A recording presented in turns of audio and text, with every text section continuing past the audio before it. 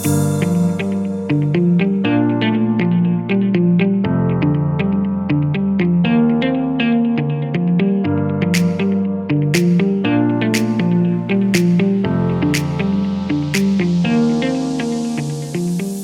guys, I'm Kerri Young. I'm a recipe creator, content creator, and food photographer. Today I'll be making my delicious, indulgent chocolate vegan Oreo brownies. Today I'll be cooking on this beautiful Wren worktop, and as you can see behind me, we have the CreoGlass splashback, and I'll be also cooking in the AEG oven.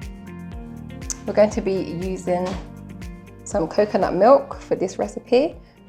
This one is quite solidified, so I'm just going to heat it slightly on the stove.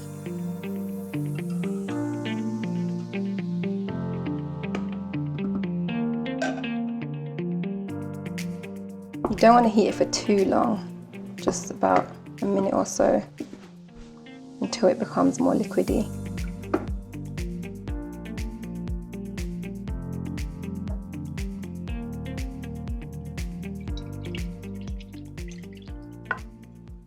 So I'm going to add some white spelt flour, about 1.5 cups to the bowl. Some people prefer to sieve it, but I just prefer to leave it as it is.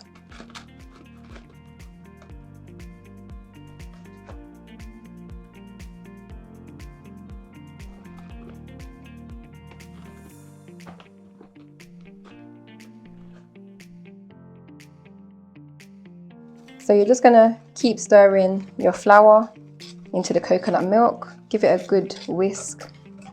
Don't worry if there's any lumps in there. It doesn't have to be smooth. Now we're going to add about 1/4 cup of olive oil, organic olive oil. Again, if you can get organic, try your best.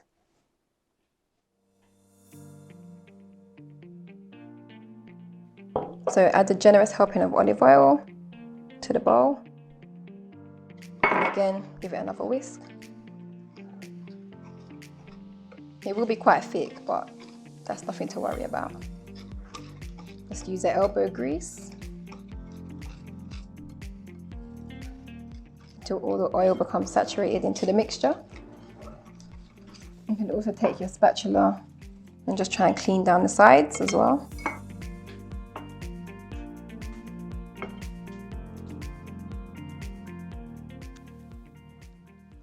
Now you can add some cacao powder in there. Again, about 1/4 cup of cacao powder for this recipe. About that much. Or if you want it to be really, really rich, you can add a tiny bit more, whatever your preference is. Cacao can be quite bitter, so you don't necessarily want to add that much. Give it a good whisk.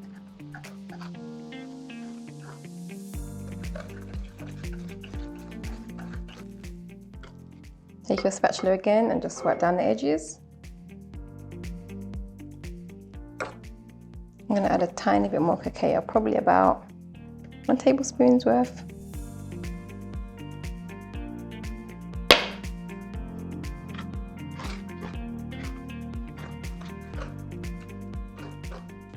So I'm using some dark muscovado sugar. Always opt for dark sugar if you can find it in the stores. Try and stay from too many white ingredients, i.e. white caster sugar or white granulated sugar. We want to keep brown sugar and use it in as many recipes as possible. So I'm going to put about 4 tablespoons of dark brown muscovado sugar. The consistency is quite tough, so don't be alarmed by that. Just add it to the mixture and give it a good thorough stir.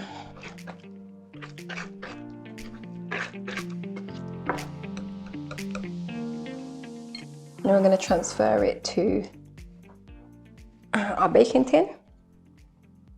You just want to line it with oil, just a tiny bit of oil so it doesn't stick to the tin.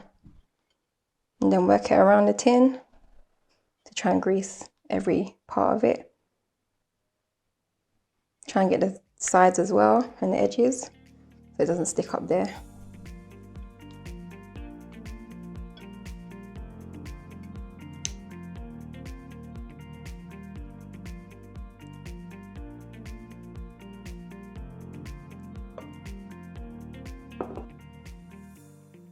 Smooth it out as you go along.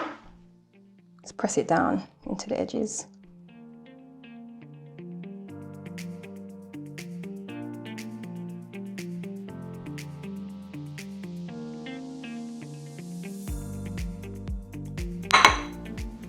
I like to chop them in half.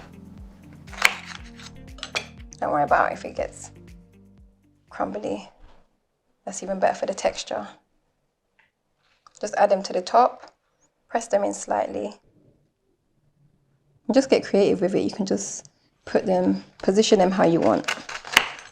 There's no wrong or right to this one. But I like the variation of colours, so maybe a few of them face down and a few of them face up, if you just take the top off.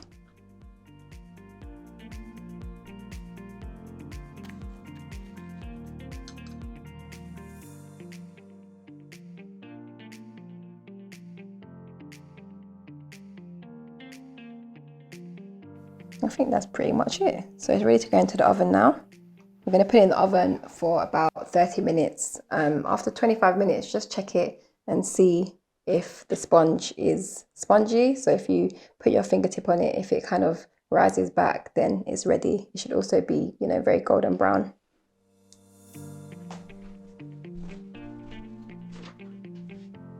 Put it in the middle shelf.